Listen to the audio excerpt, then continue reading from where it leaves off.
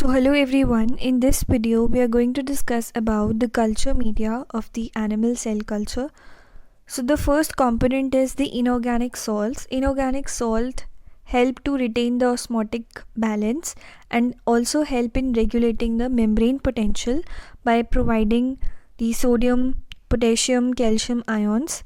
Then the media should have the amino acids in it.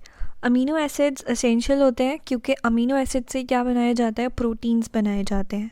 So essential amino acids must be present in the media क्योंकि वो synthesise नहीं हो सकते by the cell.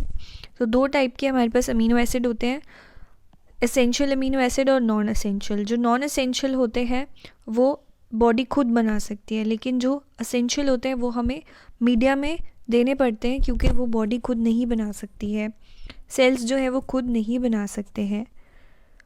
So non essential amino acid may also be added to replace those that have been depleted during the growth. Then carbohydrates होना चाहिए as because carbohydrates क्या करते हैं, they act as a source of energy. So media contain glucose, galactose, maltose, fructose, any kind of sugar और carbohydrate होना चाहिए media के अंदर क्योंकि वो क्या करता है, एनर्जी प्रोवाइड करता है. Then your media should have proteins and peptides. Most commonly used are the albumin, transferrin, fibronectin. So they are important in the serum free media. So albumin binding capacity makes it suitable removal of toxic substances from the cell culture media. Then fatty acids and lipids must be present. It is present in the serum. So जो serum containing media होता है, जो हम serum containing media use करते हैं, serum containing media के बारे में और non serum containing media, chemically defined media, सारे डिफरेंट जो मीडियाज़ थे वो हमने डिस्कस कर लिए थे. सो अगर आपने नहीं देखा है तो आपको प्लेलिस्ट का लिंक डिस्क्रिप्शन में मिल जाएगा. ऑल्सो इस पीडीएफ का लिंक भी आपको डिस्क्रिप्शन में मिल जाएगा. सो फैटी एसिड्स और लिपिड्स क्या होते हैं, जो सीरम कंटेनिंग मीडिया होता है उसके अंदर प्रेजेंट होते हैं. सीरम क्या है, serum is a yellowish liquid transparent content होता है जिसके अंदर हम उसको सीरम जो है it act as a buffer. और यू कैन से कि सीरम के अंदर ग्रोथ फैक्टर्स होते हैं जो कि सेल की प्रोलिफरेशन को प्रमोट करते हैं. एंड ऑल्सो वो एंटी ट्रिप्सिन एक्टिविटी होती है, सो वो सेल अटैचमेंट में भी हेल्प करता है. सो सीरम काफ़ी ज़्यादा इंपॉर्टेंट होता है when we are talking about the serum containing media. So serum containing medias में फैटी एसिड्स और लिपिड्स प्रेजेंट होते हैं. ओके सो जैसे लिपिड्स हो गए लिनोलाइक लिपिड्स और linoleic acid, oleic acid etcetera, ये सभी स्मॉल अमाउंट में प्रेजेंट होते हैं. Then vitamins. Vitamins essential for the growth and proliferation of the cells. Serum is major source of vitamins. Most common are the B vitamins. So serum as I told you कि serum क्या होता है, उसके अंदर growth factors होते हैं. Also it is a source of minerals, lipids, hormones. So जैसे यहाँ पर हमारे पास वाइटामिन्स बोला है कि सीरम के अंदर सीरम क्या करता है, वाइटामिन्स भी प्रोवाइड करता है. It is a good source of vitamins also, minerals also. Next we have the trace elements. Media के अंदर ट्रेस एलिमेंट्स भी होते हैं, often supplemented to the serum free media to replace those normally found in the serum. So serum free media के अंदर आपको trace elements मिलेंगे like copper, zinc, selenium, tricarboxylic acid intermediates are needed for proper cell growth and for maintaining the functioning of the enzymes. Then media supplements. Certain cell line require additional components जो कि basal media के अंदर या serum media के अंदर present नहीं होते, तो हमें एडिशनली डालने पड़ते हैं for the proliferation and to maintain the normal cell metabolism. For example, hormones, growth factors, signaling substances. ये हमें क्या करने पड़ते हैं, एडिशनली डालने पड़ते हैं. सो ग्रोथ फैक्टर्स, जैसे कि ग्रोथ फैक्टर्स में हम क्या डालते हैं, ग्रोथ फैक्टर्स में हमारे पास प्लेटलेट ड्राइव्ड ग्रोथ फैक्टर्स हो गए. देन अदर जो हमारी फाइब्रोब्लास्ट ग्रोथ फैक्टर हो गया, epidermal growth factor, insulin like growth factor etcetera. और आप क्या कर सकते हो, हॉर्मोन्स ऐड कर सकते हो. जैसे इंसुलिन है, इंसुलिन हम अगर ऐड करते हैं ना तो वो इंसुलिन प्रमोट करता है अपटेक ऑफ ग्लूकोज और अमीनो एसिड्स को।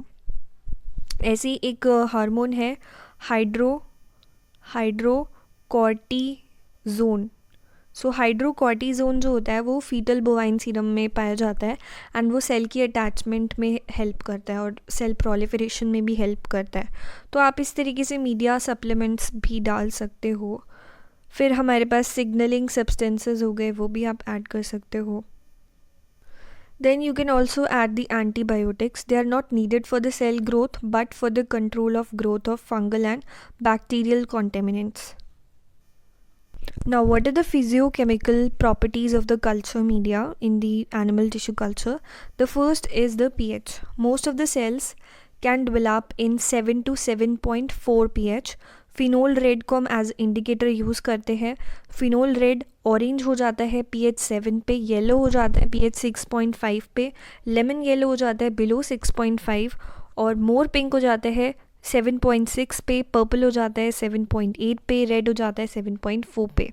तो हमें क्या चाहिए, ऑप्टिमम क्या है 7 to 7.4 pH पे ही मोस्ट जो एनिमल सेल्स होते हैं वो ग्रो कर पाते हैं।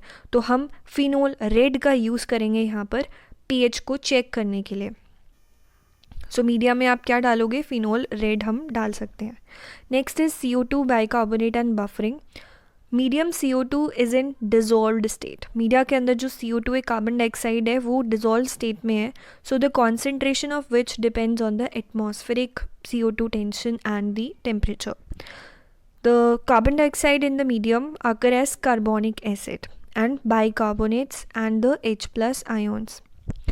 pH decrease होगा by increase in the atmospheric CO2 rendering the medium acidic. अगर pH आपका कम होता है, if pH decreases by the increase in the CO2 atmospheric CO2 अगर उसका लेवल ज़्यादा है तो pH कम हो जाएगा, यानी कि जो आपका मीडियम है वो एसिडिक हो जाएगा। Bicarbonate ions are neutralized by adding sodium bicarbonate. So due to low cost, less toxicity, nutritional level, bicarbonate buffer is favored.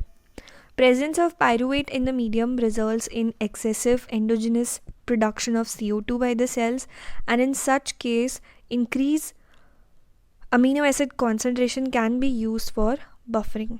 So cultures in open vessel need to be incubated in CO2 atmosphere and the concentration of which is in equilibrium with that of the NaHCO3.